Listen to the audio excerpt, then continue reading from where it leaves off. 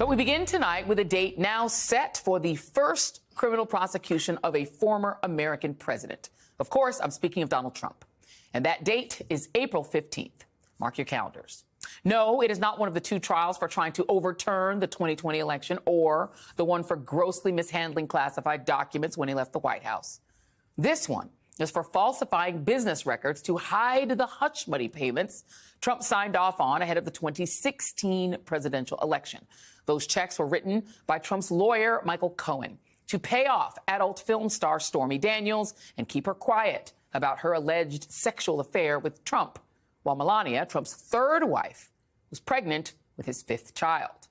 Now, I know the idea of Trump getting busy with Stormy Daniels is not the image you want littering your mind at the dinner hour, just like this trial is not the one most people were hoping for.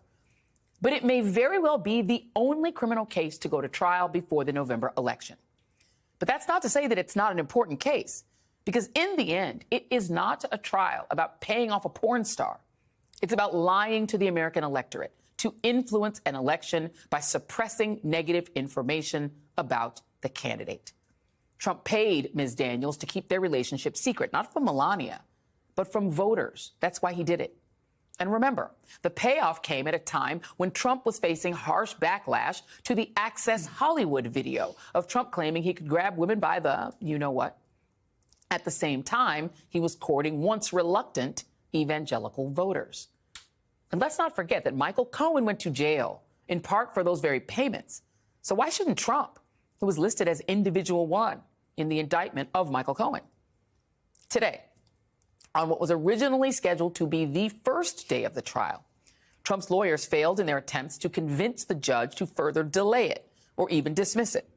Judge Juan Marchand was described as appearing uncharacteristically furious as he called out Trump's lawyers for accusing the Manhattan DA's office of prosecutorial misconduct, but providing nothing to back up the claim. Before making his ruling, Marchand added that, quote, "It's odd that we're even here and that we've taken this time." Trump has said that he would be appealing that decision, but the judge said, appeal or not, he expects to see Trump in court next month for the trial.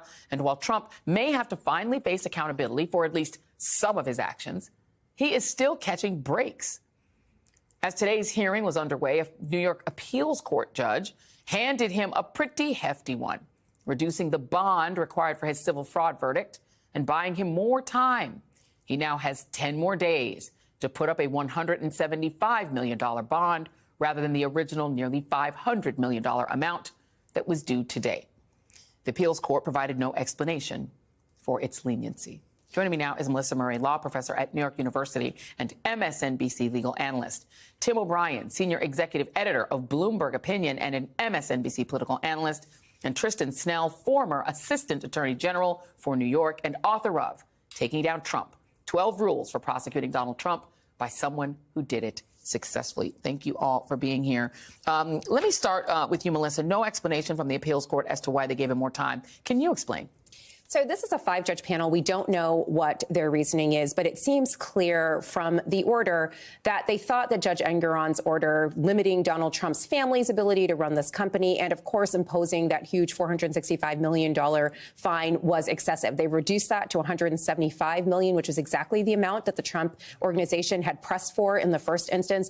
And they basically stayed all of the other conditions involving the family's running of the organization, with the exception of the imposition of a special monitor to review all of things. That gets saved. So it does seem like this intermediate appellate court was incredibly sympathetic to Donald Trump. So a win for him today, but not a total win, because $175 million is still a lot of money. He's probably going to have to put up about $200 million in liquid assets or collateral in order to get a bond for this. So he's not out of the woods yet, but this is a significant win for him. And it doesn't change the underlying rule. He still owes the $455. He still owes the, again, this is just while he's appealing that decision. Yes. Does he have $175 million?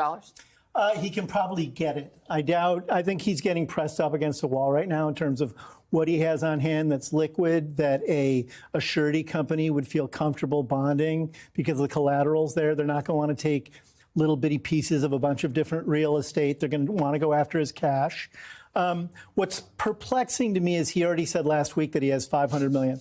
After a year ago saying he had $400 million under oath, and then in between those two moments saying, actually, I don't have anything. Yeah. And I think in that context, I think the appellate court didn't do a service towards a defendant being clear and honest with the court, even if, and I think the appellate court clearly thinks that Engoron overreached. I think that, they've stayed both the size of the judge, not the size of the judgment, but what Trump needed to put down to appeal. Yeah. But they also stayed keeping the boys out of the business and some of the other punitive things that Engoron put in place around the business. So it indicates to me that they felt he overreached. Having said all of that, that's what gets ironed out in an appeals process.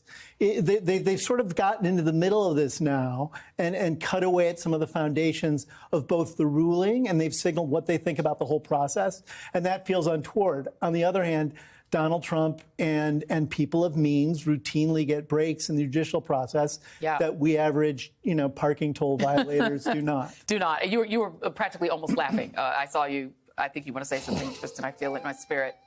So say it. Yeah, the whole, as you put it, is, first he had $400 million. He stated that during one of the E. Jean Carroll cases. Then in between it was like, oh, I've got nothing. Now all of a sudden it's like, oh, I've got $500 million, and they're trying to take it from me. He has $11 billion. That's what it is. $11 billion. Yeah, billion. Plus one. Plus one. Plus one. Let's talk about where he might be able to get the money. Let's play this. This is, let me just read this. So there is a piece that's called Trump's Media Grift Goes Public. This might be the way he finds the cash. Donald Trump has this thing called Truth Social, which nobody's on but his hardcore fans. It's losing a bunch of money. It's in the red. However, what's unique about this thing of really about to go public is whether it's a short-term play like the Trump NFTs and trading cards, only scaled way up, or a long-term scheme along the lines of the Trump Hotel in D.C., where corporations, foreign governments, and the GOP faithfully opened up their wallets to curry favor with the sitting president. Will Trump dump his shares quickly once this thing goes public and cash out before the whole thing goes belly up? Will he hang on to the shares in hopes that he wins the White House and can then spend 4 years selling high-priced ad space to the Kingdom of Saudi Arabia, coal companies, and every Republican candidate who knows what's good for him? Which is it? I mean, he could kind of do all of this, right? Because it sounds like a pump and dump. Kind of work. Well, to begin with, though, he's locked up for 6 months. Right. Once the company comes public. I mean, but he gets diluted. So, right. So the other thing is his stake is not going to be $3 billion. Even as of tomorrow morning, I guess. Right. It'll probably be, I think, $780 to $800 million. But can't he get? But can't he? He's got 60% of the shares. The board can tell him he can go ahead. That he can take it. Yeah. To get a waiver from the board, though, I think would expose the company to serious liability from shareholders. I mean, again, for the board to waive the lockup provision and allow him to dump the stock. You're basically putting up a neon sign that says, go sue me in Delaware for shareholder liability. And there were two guys from The Apprentice who actually started this. If you guys don't know the whole Truth Social story, two guys from The Apprentice start Truth Social. Then it's going to be bought by this sort of shell company. Then that goes public. And then somehow Donald Trump gets $3 billion. This sounds like a pump and dump. Wouldn't you, if you were still New York AG, wouldn't you be prosecuting somebody for this? Look, I am not, contrary to popular belief, I do not have like a red telephone that connects me to my old colleagues. I thought that red thing next to you was the red telephone. You thought this was the telephone. I did. It's this right here. I have to believe that they're at least looking at this. Yeah. They cannot not be. I just don't. It's the way he gets the money. The thing is, I mean, he's using a vehicle, SPACs, without getting into technicalities. They are designed to avoid the normal IPO process, the normal financial disclosure to reassure investors that you're buying into something that has a track record. Right. And it's transparent. It's profitable. Full disclosure. Yeah. And this is a business that's basically built on Donald Trump becoming president, so his posts on Truth will become more valuable. Yeah. That's the business model. Let's talk about this other case, because the DA Bragg case, I think, Melissa, gets short shrift. It does. Because of there's like it's Stormy Daniels. It's about, ew, we don't want to think about Donald Trump with a porn star. She also says ew, by the way, Stormy Daniels, and I love her. She's great. She's earned her money. Talk about this case, because this is actually the case that's going to happen.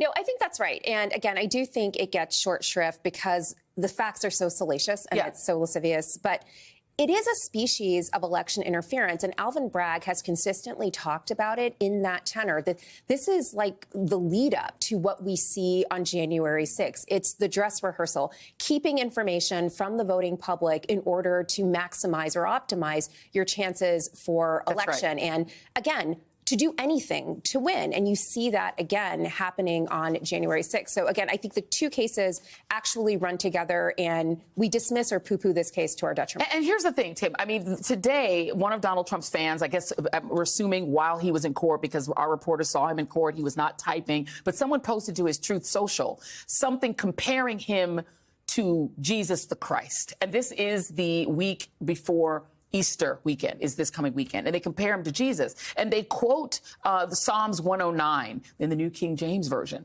But I think there's a few lines that they might have missed. It says, let an accuser stand in his right hand. When he is judged, let him be found guilty. It says, let his children continually be vagabonds and beg. Let the creditor seize all that he has. Let his posterity be cut off. In the generation following, let their name be blotted out. Let the iniquity of his fathers be remembered before the Lord. And why?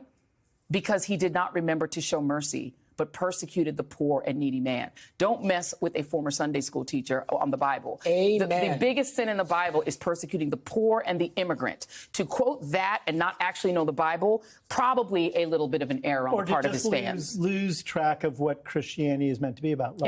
Love and forgiveness. At its core, you know, in the Bible. And they're comparing someone who is not loving, who is not forgiving, who's a vicious racist, and he's trying to torch the Constitution. He is the last person on earth who should be compared to any religious figure, much less Jesus Christ, and I say that as an agnostic. If it makes you feel any better, I have already put evac on alert. He's ready to go if it comes to that. General, I can assure you. Hey, General, let me into the war room to see you, so I had to hack my way onto this frequency. This better be critical, Wheelie. So, come on, when is it not, please? Okay, couple of things. I'm running low on the dough. I was thinking about taking a couple of months sick leave, maybe starting today. And, oh yeah. I intercepted a transmission from Megatron. Then send it through. Yes, sir, right away, sir. And so I was so damn good on the other stuff. This is your last warning, insects. Relinquish what remains of the Allspark. So who's the insect? You? What? Who's the insect? Protect you. They were defeated on our world, and we will defeat them here. Ambush was just a diversion. Security teams bring up. Rabbit, she's already inside. Deeds! Give me an update on that reserve. Boss readiness. What was his name? What was it? Evac, sir. Right, evac.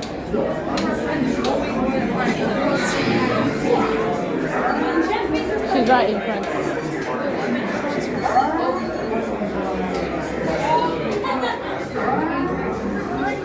We are facing a heavy, sustained attack. They appear to be after the Allspark craft. General! General! Need to evac immediately. Evac. Hold on. National security advisory. Stand down. Pushing it out. The resist operations. The amateurs. Suicide mission.